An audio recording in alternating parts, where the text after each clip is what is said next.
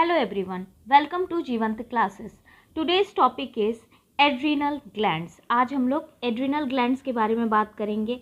तो चलिए बात करते हैं एड्रीनल ग्लैंड के बारे में। एड्रीनल ग्लैंड की अगर बात करें तो सबसे पहले बात करते हैं कि ये लोकेट कहाँ करता है। तो एड्रीनल ग्लैंड जो होता है वो पेयर में पाया जाता है। It means there is two adrenal gland, there are two adrenal glands and both adrenal glands are situated above the kidney. दोनों ही क्या होते हैं? They are located above the kidney के ऊपर, अबव द बोथ किडनीज, दोनों ही kidneys के ऊपर होते हैं। और क्योंकि ये दोनों ही किडनीज के ऊपर सिचुएटेड होते हैं, जैसा कि यहाँ देख पा रहे हो, ये क्या है? ये है एड्रीनल ग्लैंड, ठीक है। दोनों ही किडनी के ये ऊपर सिचुएटेड होते हैं, लोकेटेड होते हैं, इसलिए they are also called suprarenal gland. इनको हम सुप्रारीनल ग्लैंड भी बोलते हैं, ठीक है। सुप्रारीनल ग्लैंड भी बोलते हैं क्योंकि ये क्या होते हैं? ये दोनों ही किडनीज के ऊपर सिचुएटेड होते हैं, ऊपर लोकेटेड होते हैं। अगर आप इनका शेप देख पा रहे होगे तो इट इज़ कोई triangular in shape, triangle shape का दिख रहा है। So they are triangular in shape, ठीक है, ट्रायंगुलर इन शेप में कैसे होते हैं? ट्रायंगुलर शेप के होते हैं, कैप लाइक होते हैं, कैप जैसा दिख रहा है, ऐसा लग रहा है एक टोपी पहना दी गई है, ठीक है, टोपी पहना दी गई है किडनी के ऊपर, ठीक है, इस तरह से दिख रहा है।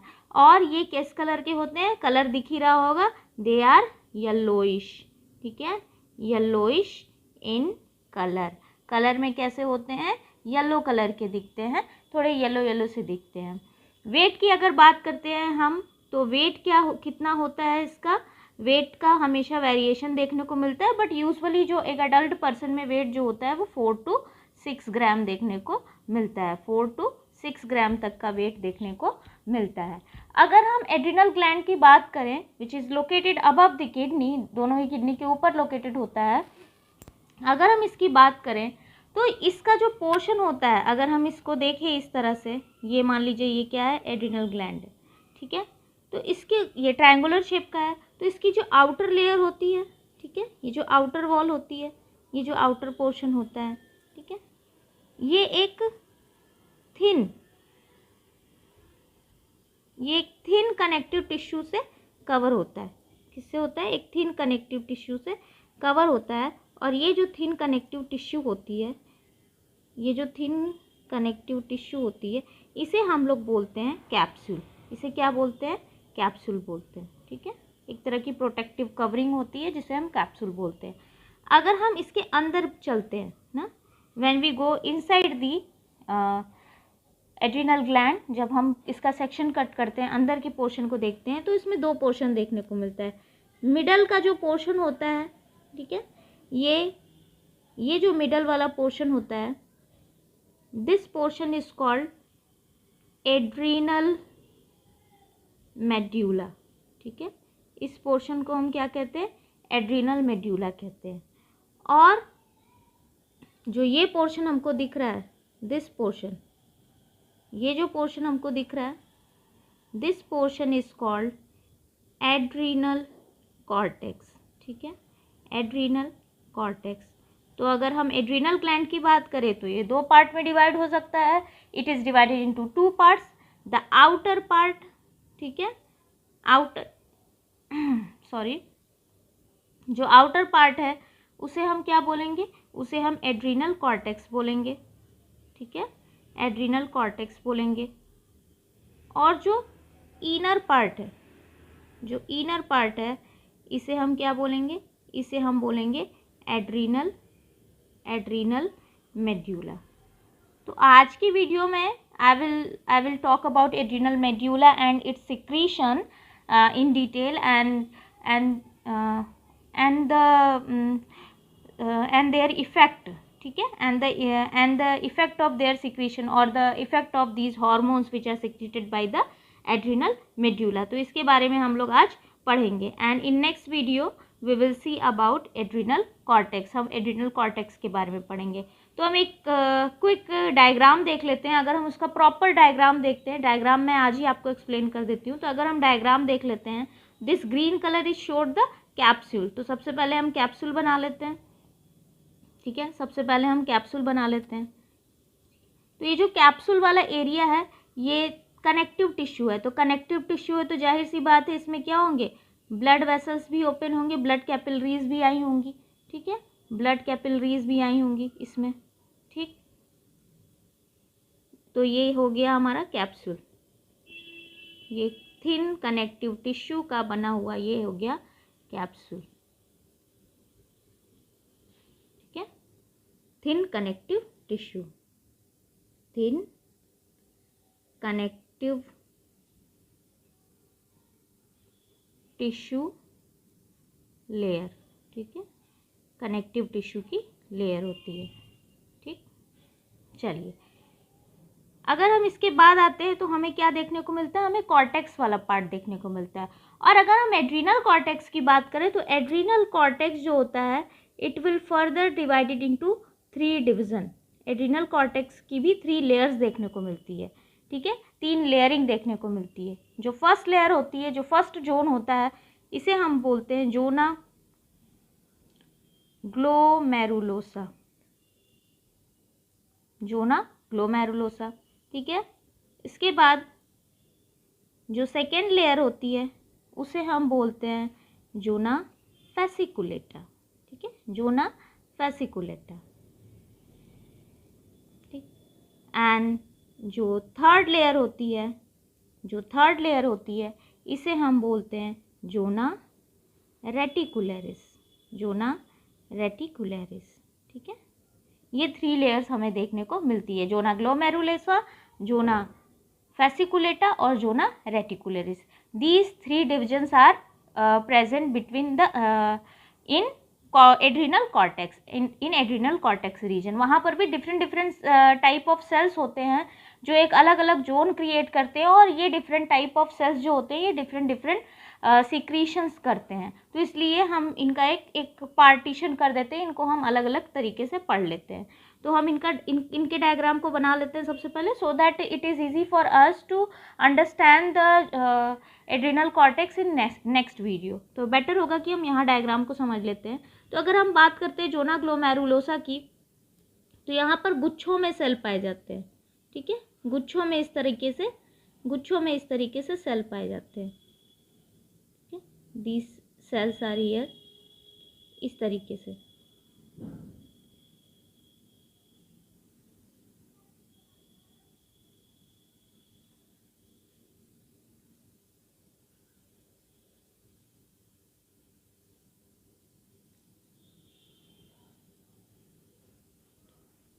तो थोड़ा मुझे टाइम दीजिए, मैं इसको कंप्लीट बना लेती हूँ।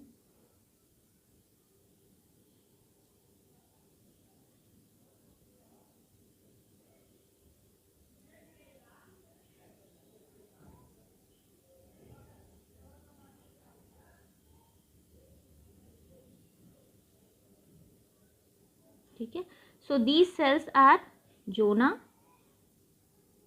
ग्लोमेरुलोसा, ठीक है, ये जोना ग्लोमेरुलोसा वाली लेयर है जो एक इम्पॉर्टेंट हार्मोन सिक्रीट करते हैं जिनको हम बोलते हैं एल्डोस्टेरोन। ये एल्डोस्टेरोन का सिक्रीशन करते हैं, जिनको हम नेक्स्ट क्लास में डिस्कस करेंगे। नेक्स्ट आता है जो जोन है, नेक्स्ट जोन आता है वो है जोना फैसिकुलेटा। तो जोना फैसिकुलेटा के जो सेल्स होते हैं वो थोड़े इस तरीके से नहीं होते, ये थोड़े लार्ज, ये कह सकते हैं कि इस तरीके से लार्ज साइज में थिन लेयर्स के फॉर्म में अरेंज होते हैं, थिन लेयर्स के फॉर्म में अरेंज होते हैं इस तरीके से, ठीक है, इस तरीके से ये अरेंज होते हैं, इस तरीके से कुछ ये अरेंज होते हैं।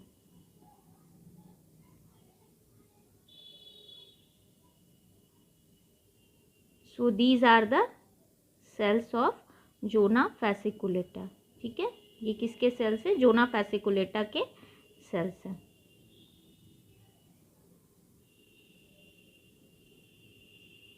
और जोना फैसिकुलेटा के जो सेल्स होते हैं, इस रीजन के जो सेल्स हैं, ये क्या सिक्रीट करते हैं, ये कॉर्टिसोल का सिक्रीशन करते हैं। किसका सिक्रीशन करते हैं, कॉर्टिसोल का सिक्रीशन करते हैं। नेक्स्ट अगर हम बात करते हैं जो लास्ट रीजन है कॉर्टेक्स का, एड्रिनल कॉर्टेक्स का वो लास्ट पार्ट आता है जोना रेटिकुलरिस, और जोना रेटिकुलरिस के सेल्स जो होते हैं कुछ इस तरीके से अरेंज होते हैं, कुछ इस तरीके से अरेंज होते हैं, ठीक है। तो हम इनको इस तरीके से बना लेते हैं, ठीक है, कुछ इस तरीके से। तो ये हो गया जोना रेटिकुलरिस, जोना रेटिकुलरिस। तो हम जो डायग्राम बना रहे हैं वो आउटर टू इनर चल रहे हैं, यानी सबसे पहले कैप्सूल, फिर कॉर्टेक्स के तीनों part, zona glomerulosa, zona fasciculata and zona reticularis, और उसके बाद सबसे लास्ट में जो इनर मोस्ट पार्ट आएगा वो होगा मेड्यूला का। वो इनर मोस्ट जो पार्ट आएगा ये देख लो, ये क्या है, ये एड्रिनल मेड्यूला वाला पार्ट है। तो अब हम लोग किसको बनाएंगे, एड्रिनल मेड्यूला को बनाएंगे, क्योंकि हमें आज उसी को डिस्कस करना है। तो एड्रिनल मेड्यूला को बना लेते हैं। मान लो ये जोन जो है ये एड्रिनल मेड्यूला को है, जिसमें डिफरेंट सेल्स हैं, ठीक है। these cells are the medullary cells, या एड्रिनल मेड्यूला के सेल्स हैं, ठीक है, एड्रिनल मेड्यूला। और एड्रिनल मेड्यूला के सेल्स जो कि सिक्रीशन कराते हैं हार्मोन्स का, these cells are called chromaffin cells. इनको हम क्या बोलते हैं, क्रोमैफिन सेल्स कहते हैं। फिलहाल इनके बारे में हमें अभी डिस्कस करेंगे, हम इनके बारे में अभी हम आगे बात करते हैं। अब हमें बात करनी है एड्रिनल मेड्यूला के बारे में। तो अगर हम एड्रिनल मेड्यूला की बात करते हैं तो एड्रिनल मेड्यूला जो होता है वो किस कलर का दिखता है, it look like a brownish red colour, ठीक है। किस कलर का दिखता है, ब्राउनिश रेड कलर का दिखता है, ब्राउनिश रेड कलर्ड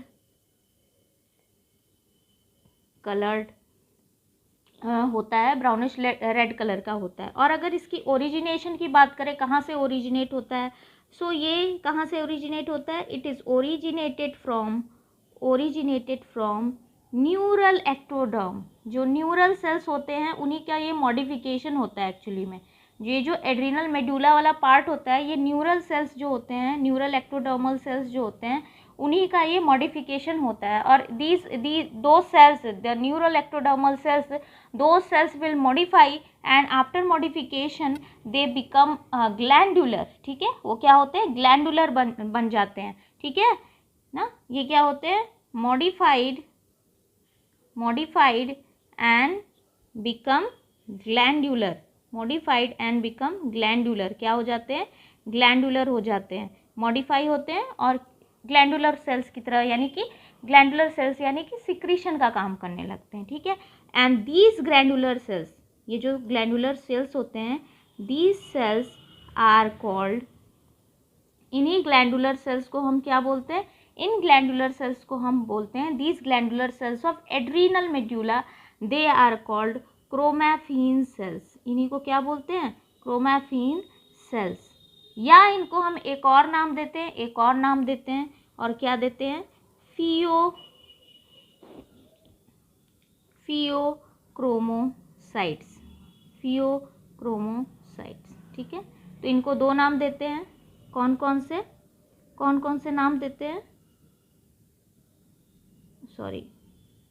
ठीक है, कौन से नाम देते हैं, पहला तो क्रोमैफिन सेल्स और दूसरा फियोक्रोमोसाइट्स।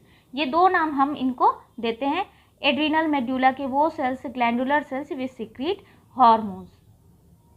अब ये कौन से हार्मोन सिक्रीट करते हैं, ये क्रोमैफिन सेल्स कौन से हार्मोन सिक्रीट करते हैं, ये जो हार्मोन सिक्रीट करते हैं इन हार्मोन्स को हम बोलते हैं कैटेकोलामाइंस, ठीक है। Collectively these hormones are called catecholamines. क्यों, क्योंकि इनमें कैटेकोल रिंग पाई जाती है, जिसकी वजह से इनको कैटेकोलामाइंस कहा जाता है। इसलिए इन हार्मोन्स को कैटेकोलामाइंस बोलते हैं, because they have a catechol ring, ठीक है। अगर हम इनके केमिकल स्ट्रक्चर की बात करें तो इनमें कैटेकोल रिंग्स होती हैं, that is why they are called catecholamines. अब ये जो हार्मोन्स होते हैं, these hormones are called catecholamines. और ये कौन कौन से हार्मोन होते हैं जिनको कैटेकोलामाइंस कहते हैं, there are two hormones which collectively called catecholamines. First is epinephrine, ठीक है, एक को हम बोलते हैं एपिनेफ्रिन, या इसको एड्रिनलिन भी बोलते हैं, ठीक है, या इसको हम एड्रिनलिन भी बोलते हैं। और दूसरा जो है वो है नॉरएपिनेफ्रिन, दूसरा जो है उसको बोलते हैं नॉरएपिनेफ्रिन। और नॉर एपिनेफ्रिन को हम क्या बोलते हैं, दूसरा नाम है नॉर एड्रिनलिन, नॉर एड्रिनलिन, ठीक है, नॉर एपिनेफ्रिन और nor adrenaline. These two hormones are collectively called catecholamines. क्यों होता है ये भी मैंने अभी आपको बता दिया, ठीक है। दोनों हार्मोन्स जो होते हैं, both hormones are synthesized, both hormones are synthesized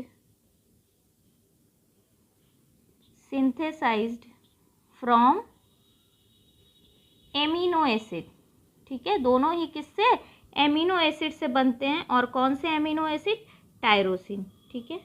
ज़्यादातर हार्मोन्स जो है वो टायरोसिन के ही डेरिवेटिव उन्हीं से सिंथेसाइज होते हैं। तो both hormones are synthesized from amino acid tyrosine, इन दोनों से मिलकर एमिनो एसिड टायरोसिन के सिंथेसिस से इनमें अलग अलग चीज़ें जुड़ती हैं, हटती हैं और इससे इनका फॉर्मेशन होता है।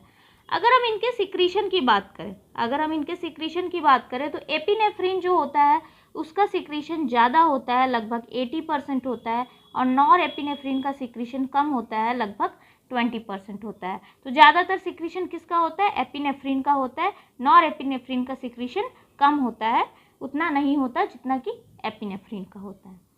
अब हम आते हैं आगे, कुछ और बातें समझ लेते हैं। अगर हम बात करते हैं कि ये हार्मोन्स कब काम करते हैं, इनका फंक्शन क्या है, तो ये हार्मोन वर्क करते हैं, they work in emergency situation, they work in emergency situation, ठीक है। एमरजेंसी वाली जब सिचुएशन होती है तब ये वर्क करते हैं। अब एमरजेंसी की सिचुएशन कब होती है, इमरजेंसी सिचुएशन, या हम कह सकते हैं स्ट्रेस सिचुएशन, ठीक है, स्ट्रेस सिचुएशन। बॉडी जो है वो नॉर्मल फंक्शनिंग के लिए तो बॉडी में सारे काम हो ही रहे, लेकिन अगर कोई इमरजेंसी आ गई, कोई स्ट्रेस आ गया आपकी बॉडी पे, किस तरह का स्ट्रेस, किस तरह की इमरजेंसी, जैसे कोई इंजरी हो गई ना, इंजरी हो गई आपकी बॉडी में ना, किसी तरह का पेन हो रहा है, ठीक है, तब कोई किसी चीज़ से आप डर गए हो ना, कि कोई मूवी देख रहे हो या ऐसे भी डर जाते हैं, कोई अचानक से आके बोलता है ना हाँ, तो ऐसे डर जाते हैं, ठीक है। या फिर एक्सीडेंट हो गया है, ठीक है ना, इन सारी एक्सट्रीम कोल्ड की कंडीशन है, एक्सट्रीम हॉटनेस है, यानी कि बहुत ज़्यादा टेम्परेचर राइज हो गया, बहुत ठंडा भी पड़ रहा है, इन दोनों ही कंडीशन में, ये डिफरेंट कंडीशन है, these are the stress situation, ठीक है। इन सब कंडीशन में क्या होता है, हमारी बॉडी में इन हार्मोन्स का सिक्रीशन होता है, नॉर एपिनेफ्रिन एंड एपिनेफ्रिन, और वी कैन से कैटेकोलामाइंस का सिक्रीशन स्टार्ट हो जाता है इन इमरजेंसी और स्ट्रेस सिचुएशन। अब ये वर्क कैसे करते हैं, जैसे ही ऐसी इमरजेंसी सिचुएशन आएगी, जैसे ही इमरजेंसी या फिर स्ट्रेस सिचुएशन आएगी, ठीक है, जैसे ही इमरजेंसी या स्ट्रेस सिचुएशन आएगी, अब ये जो स्ट्रेस सिचुएशन है, ये आते ही इसके इम्पल्सेस दौड़ेंगे, ठीक है, इम्पल्सेस दौड़ेंगे, ठीक, इम्पल्सेस दौड़ेंगे कहाँ पर, इससे क्या होगा, इम्पल्स आएगा। अब ये इम्पल्सेस दौड़ेंगे बॉडी में, और ये इम्पल्सेस कहाँ जाएंगे, हाइपोथैलेमस पे जाएंगे, हाइपोथैलेमस को मिलेंगे कि भैया देखो इमरजेंसी सिचुएशन आ गई है, बहुत टफ प्रॉब्लम है, बॉडी को सिक्रीशन चाहिए, किसका, एपिनेफ्रिन और नॉर एपिनेफ्रिन का। तो क्या करेगा, हाइपोथैलेमस को ये इम्पल्सेस स्टिमुलेट करेंगे, क्या करेंगे, स्टिमुलेट हाइपोथैलेमस, ठीक है, these impulses stimulates hypothalamus, and hypothalamus जैसे स्टिमुलेट होगा तो हाइपोथैलेमस के जो कुछ, हाइपोथैलेमस के भी डिफरेंट पार्ट्स होते हैं, तो हाइपोथैलेमस के कौन से पार्ट स्टिमुलेट होगा, सिंपैथेटिक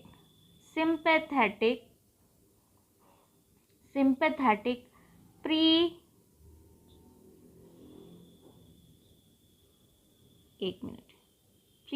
गैंग्लियोनिक न्यूरॉन्स, ठीक है, जो सिंपैथेटिक प्री गैंग्लियोनिक न्यूरॉन्स हैं इनका स्टिमुलेशन होगा, और जब ये स्टिमुलेट करेंगे तो ये क्या करेंगे, ये क्रोमैफिन सेल्स को स्टिमुलेट करेंगे, ठीक है, ये क्रोमैफिन सेल्स को स्टिमुलेट करेंगे। कैसे करेंगे, आपको पता है कि न्यूरॉन्स हर जगह फैले हुए हैं, ठीक है, न्यूरॉन्स हर जगह फैले हुए हैं।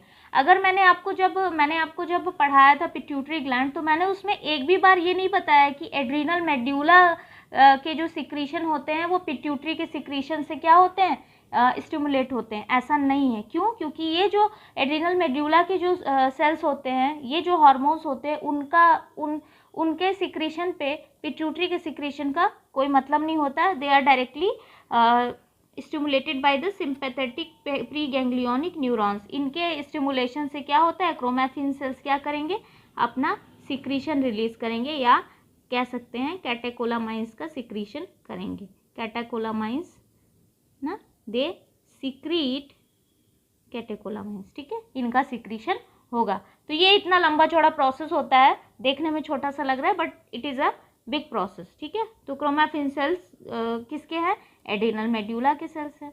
इनको ये क्या करेंगे, इनको ये स्टिमुलेट करेंगे। तो इस तरीके से ये प्रोसेस होता है। अब जैसे ही इनका क्रोमैटिन सेल्स जो हैं वो स्टिमुलेट हुए, और जैसे ही इनका स्टिमुलेशन हुआ, बहुत ही ह्यूज अमाउंट में, मतलब जल्दी मास सिक्रीशन होने लगता है। मास सिक्रीशन मतलब जल्दी जल्दी इनका सिक्रीशन होने लगता है, बोथ हार्मोन्स का, एपिनेफ्रिन और नॉन एपिनेफ्रिन दोनों का ही जल्दी जल्दी सिक्रीशन होने लगता है इन अ फ्यू सेकेंड। कुछ ही सेकेंड में इनका सिक्रीशन बहुत जल्दी से होने लगता है। एंड दिस मास सिक्रीशन, ठीक है, ये जो दिस मास सिक्रीशन, ये जो मास सिक्रीशन है, this mass secretion of both hormones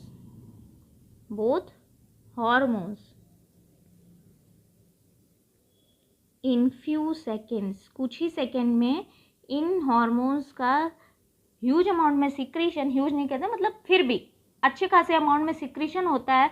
क्यों सिक्रीशन होता है, to handle the situation, to handle the situation, to handle the violent situation, ठीक है।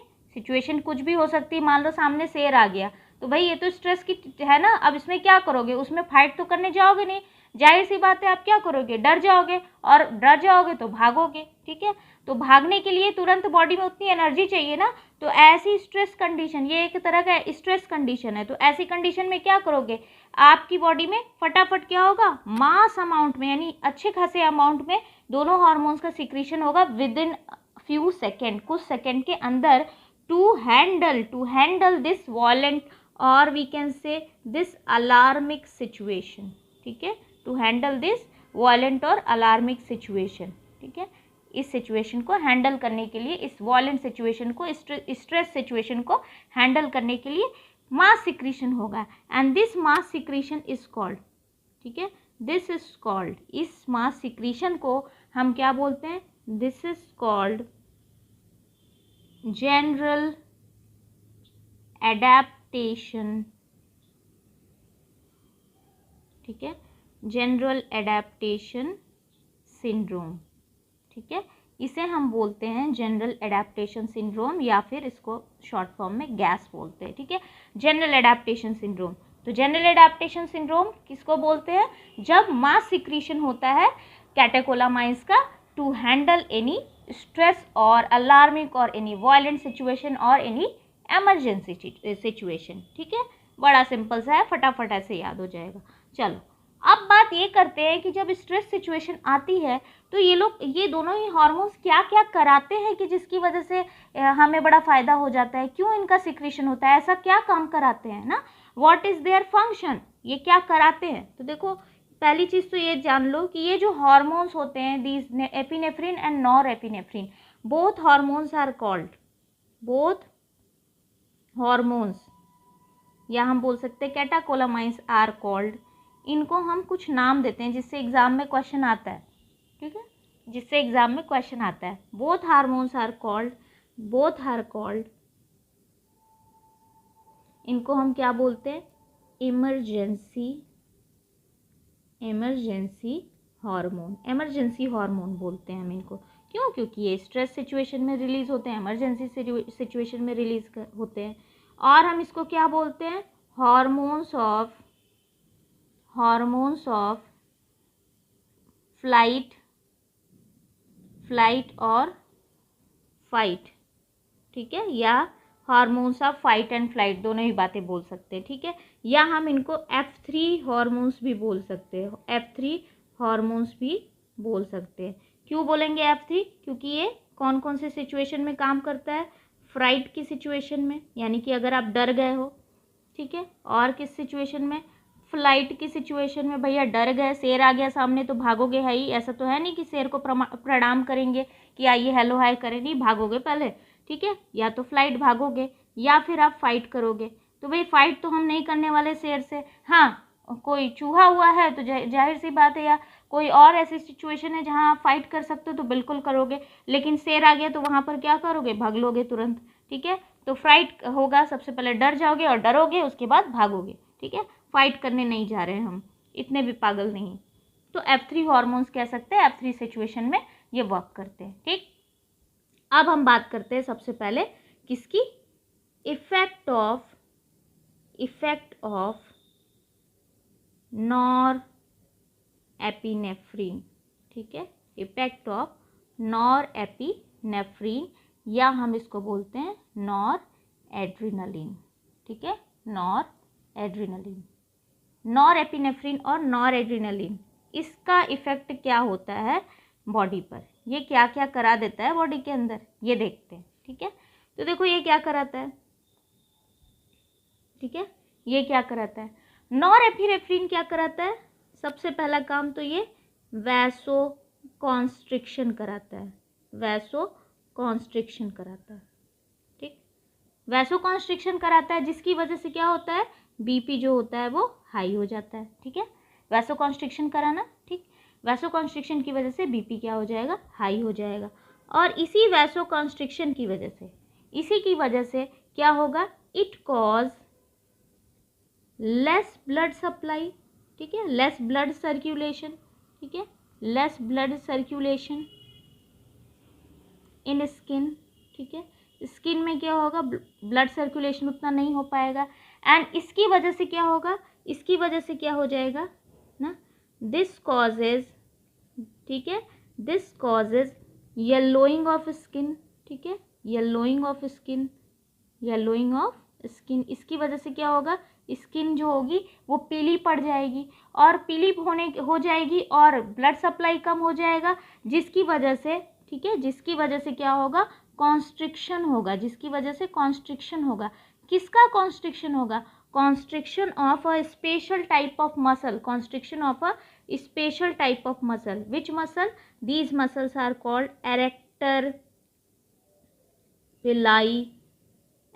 पिलाई मसल्स, ठीक है। Erector pili muscles of skin, इनका क्या होगा? इनका कंस्ट्रिक्शन हो जाएगा, और इनके कंस्ट्रिक्शन से क्या होगा? जब ये कॉन्स्ट्रिक्ट करेंगे, दिस रिजल्ट्स ना, ये क्या होगा? दिस रिजल्ट गूज बम्प्स, ठीक है, गूज बम्प्स और गूज फ्लैश, रोंगटे खड़े हो जाएंगे, ठीक है। रोंगटे खड़े हो जाना, रोंगटे खड़े हो जाना, ठीक है, रोंगटे खड़े हो जाएंगे, रोंगटे खड़े हो जाना जिसको कहते हैं, ठीक है। गूज बम्प्स या गूज फ्लैश, यानी कि इनकी वजह से क्या होगी? रोंगटे, इसलिए डर लगता है, देखो रोंगटे खड़े हो जाते हैं, बहुत ठंड लगती है तो रोंगटे खड़े हो जाते हैं, होता है ना। तो ये सारी कंडीशन, या नर्वस होने लगते हैं, बहुत स्ट्रेस की सिचुएशन में रहते हैं, नर्वस होने लगते हैं। अगर किसी को पहली बार स्टेज पे जाना है, नर्वस होने लगते हैं, तो उस केस में भी क्या होता है? गूज बम्प्स आने लगते हैं, गूज फ्लैश हो जाता है, ठीक है। तो ये सारी चीज़ें होंगी। और क्या होगा? सिक्रीशन जो होगा वो सलाइवा का कम हो जाएगा, तो less secretion of saliva, less secretion of saliva. तो देखो डर लगता है, या ना हमें, जैसे अभी मैंने बताया स्टेज पे जाना है, तो देखो मुंह सूखने लगता है, मुंह सूखने लगता है ना, क्यों? क्योंकि सलाइवा का सिक्रीशन कम हो जाता है, ठीक है। और क्या हो जाता है? स्लोइंग ऑफ पेरिस्टाल्सिस, यानी पेरिस्टाल्सिस का प्रोसेस जो होता है वो स्लो हो जाता है, पेरिस्टाल्टिक मूवमेंट जो होती है वो बहुत धीमी हो जाती है। इसलिए जब लोग परेशान होते हैं, घर में रो धो लेते हैं, बहुत ज़्यादा डिप्रेशन में रहते हैं, तो देखो खाना अच्छे से नहीं पचता, नहीं खा पाते अच्छे से खाना, प्रॉपर डाइजेशन नहीं होता है ना, तो ये सारे प्रोसेस क्या हो जाते हैं? स्लो डाउन हो जाते हैं। और क्या होता है? और क्या चीज़ें देखने को मिलती हैं? यूरिन का जो फॉर्मेशन होता है, यूरिन का जो फॉर्मेशन होता है ना, ये लो हो जाता है, इट विल बिकम लो, ये यूरिन फॉर्मेशन भी लो हो जाता है, यूरिन इतना फॉर्म नहीं हो पाता है। ये हम किसके बारे में बता रहे हैं? I am talking about the effect of norepinephrine. जैसे ही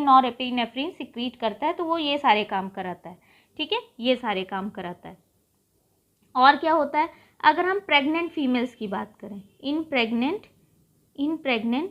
फीमेल्स, देखो ये बहुत इंपॉर्टेंट बात है। प्रेग्नेंट फीमेल्स में क्या होता है, देखो एक तो ये आपको नई चीज़ पता चल गई, ठीक है, गूज बम्स आ जाते हैं, ठीक है। और एक चीज़, प्रेग्नेंट फीमेल्स में क्या होता है, प्रेग्नेंट फीमेल्स में यूट्रस का कॉन्स्ट्रिक्शन हो जाता है, यूट्रस का कॉन्स्ट्रिक्शन हो जाता है, कॉन्स्ट्रिक्शन ऑफ यूट्रस। इसीलिए देखो जो प्रेग्नेंट फीमेल्स होते हैं उनको हॉरर मूवी वगैरह देखने से मना करते हैं ना, यूट्रस वॉल में क्या होगा, कॉन्स्ट्रिक्शन हो जाएगा। मान लो वो डर गए तो एपिनेफ्रिन सिक्रीट हो गया और ये क्या करेगा, कॉन्स्ट्रिक्शन करा देगा यूट्रस की वॉल में। और मान लो अभी वो 5 महीने से ही प्रेग्नेंट है, 5 मंथ्स प्रेग्नेंट है, 6 मंथ प्रेग्नेंट है और कॉन्स्ट्रिक्शन हो गया यूट्रस वॉल में, तो ये क्या करेगा, this increases the chance of abortion. इसकी वजह से गर्भपात होने का खतरा हो सकता है, एबॉर्शन हो सकता है, ठीक है, एबॉर्शन हो सकता है। इसीलिए बोलते हैं ना कि प्रेग्नेंट फीमेल्स का स्पेशल ट्रीटमेंट करो, स्पेशल ख्याल रखो ना, ये सब हॉरर मूवीज़ वगैरह या डरे या स्ट्रेस की सिचुएशन मत दो उनको, टेंशन मत दो ना, क्योंकि एपिनेफ्रिन सिक्रीट होने लगेगा, नॉर एपिनेफ्रिन सिक्रीट होने लगेगा, एपिनेफ्रिन बोल रहे, ठीक है। तो ये चीज़ें, ये बहुत इंपॉर्टेंट बात है कि प्रेग्नेंट फीमेल्स में यूट्रस वॉल का कंस्ट्रिक्शन हो सकता है। ये डे टू डे हमें नॉलेज होनी चाहिए कि ये सारी चीज़ें नहीं होनी चाहिए, हमें क्या क्या चीज़ों का ध्यान रखना है। अब आगे बात करते हैं हम इफ़ेक्ट ऑफ एपिनेफ्रिन, ठीक है, एपिनेफ्रिन के इफ़ेक्ट की बात करते हैं। इफ़ेक्ट ऑफ एपिनेफ्रिन, या हम इसको क्या बोलते हैं, एड्रीनलिन, या हम क्या बोलते हैं, एड्रीनलिन। एपिनेफ्रिन और एड्रीनलिन के इफ़ेक्ट की बात करते हैं। अगर हम इसके इफ़ेक्ट की बात करते हैं ना, अगर मैं इसकी बात करूं तो आप देखोगे कि ये क्या करेगा, अब ये जितने भी नॉर एपिनेफ्रिन के इफेक्ट थे, जैसे वो वैसो कॉन्स्ट्रिक्शन करा रहा था, तो ये क्या करेगा, ये वैसोडाइलेशन कराएगा ना, ये क्या कराएगा, दिस कॉज वैसोडाइलेशन, ठीक है। तो इसके वैसोडाइलेशन करने की वजह से जो बहुत ज़्यादा इफेक्ट हो गया था नॉर एपिनेफ्रिन की वजह से, बहुत ज़्यादा बीपी हाई हो गया था। देखोगे जब आप डरते हो तो तुरंत एकदम बीपी हाई हो जाता है, हार्ट बीट फास्ट हो जाती है एकदम तेज़ी से, लेकिन धीरे धीरे थोड़ा सा बहुत ज़्यादा नहीं, लेकिन हाँ हल्का सा नॉर्मल हो जाता है ना। तो ये वैसोडाइलेशन कराने में हेल्प करता है, जिसकी वजह से क्या होता है, जिसकी वजह से ब्लड सर्कुलेशन जो होता है वो फास्ट हो जाता है। अब उस समय देखो स्ट्रेस की सिचुएशन में भागना है, मान लो शेर आया है तो भागने के लिए दिमाग काम करना चाहिए ना, थोड़ी देर के लिए तो ब्लैंक हो जाता है, कुछ काम ही नहीं करता है, ठीक है। तो कॉज करता है वैसोडाइलेशन, जिसकी वजह से ब्लड सर्कुलेशन क्या हो जाता है, इंक्रीज हो जाता है। ब्लड सर्कुलेशन क्या हो जाता है, इंक्रीज हो जाता है। कहाँ कहाँ इंक्रीज हो जाता है, पूरी बॉडी में इंक्रीज होता है, लेकिन स्पेशली हम बात करते हैं ब्रेन में, ठीक है, स्केलेटल मसल में, क्योंकि भागने के लिए तो स्केलेटल मसल्स काम आएंगे ना भाई, भागना है तो स्केलेटल मसल्स काम आएंगे। ब्रेन में दिमाग चलाना है, कैसे भागोगे, ठीक है। हार्ट में, क्योंकि हार्ट बीट फास्ट करेगी तभी तो ब्लड इधर से उधर सर्कुलेट होगा, ठीक है। लंग्स में रेस्पिरेशन प्रॉपर करोगे तभी तो एनर्जी प्रोड्यूस होगी, ठीक है। लीवर में क्यों, क्योंकि लीवर में जो होता है वो ग्लाइकोजन स्टोर होता है, तो वो सारे के सारे ग्लाइकोजन को क्या करना होता है, ग्लूकोज में कन्वर्ट करना होता है, ताकि हम ज़्यादा से ज़्यादा एनर्जी प्रोड्यूस कर सके। एडिपोज टिश्यू में क्यों, क्योंकि एडिपोज टिश्यू जो है, जो हमारा एडिपोज टिश्यू है, उसमें क्या है, उसमें फैट स्टोर है, तो वो सारे फैट को क्या करना होगा, उसको ब्रेक डाउन करना होगा ताकि हम ग्लूकोज प्रोड्यूस कर सकें। तो इन सब जगह क्या हो जाएगा, ब्लड सर्कुलेशन फास्ट हो जाएगा और बीपी जो होगी वो हाई रहेगी। बीपी जो है वो इस कंडीशन में भी हाई रहेगी, थोड़ा सा डाउन होगा लेकिन बीपी फिर भी हाई रहेगी, ठीक है। और जो नॉर एपिनेफ्रिन की वजह से थोड़ा सा डाउन होगा, अभी मैं बता रहा हूँ नॉर एपिनेफ्रिन का जो इफेक्ट है जो बहुत ज़्यादा हो गया था उससे थोड़ा सा कम हो जाएगा, बट फिर भी बीपी हाई रहेगी। अब आगे बात करते हैं, देखो और क्या होगा, कॉन्स्ट्रिक्शन होगा, ठीक है। एड्रिनलिन क्या कराएगा, कॉन्स्ट्रिक्शन कराएगा। किसका कॉन्स्ट्रिक्शन कराएगा, constriction of radial dilatory muscles. अब ये रेडियल डायलेटरी मसल्स कहाँ होते हैं, अगर याद हो तो रेडियल डायलेटरी मसल्स जो होते हैं वो आईज में होते हैं, ठीक है।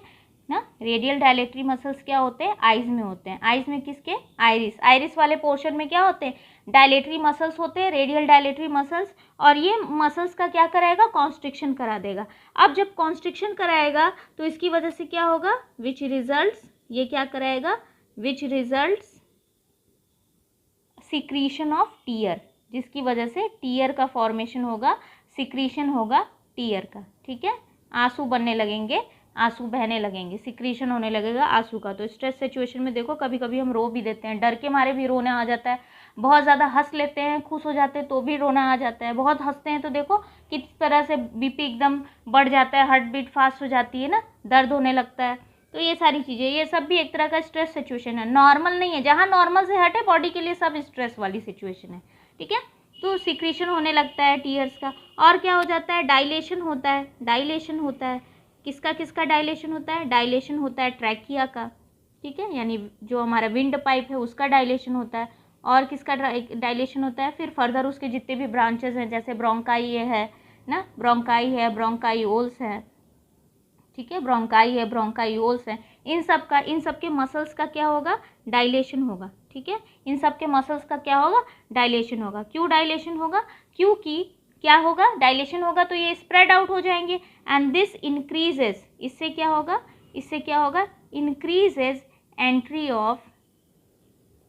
ऑफ मोर ऑक्सीजन, ठीक है, मोर ऑक्सीजन, ऑक्सीजन ज़्यादा से ज़्यादा आएगी, ज़्यादा से ज़्यादा ऑक्सीजन आएगी तो अच्छे से पूरी बॉडी में ऑक्सीजन मिलेगी, ऑक्सीजन प्रॉपर मिलेगी तो क्या होगा, एनर्जी ज़्यादा से ज़्यादा प्रोड्यूस होगी। प्रोसेस तो आगे का पता है, बच्चे तो है नहीं, ये तो पता है, ये तो बेसिक प्रोसेस पता है। इसीलिए, ठीक है, इसीलिए that is why epinephrine, epinephrine को हम कहाँ यूज़ करते हैं, is used in the treatment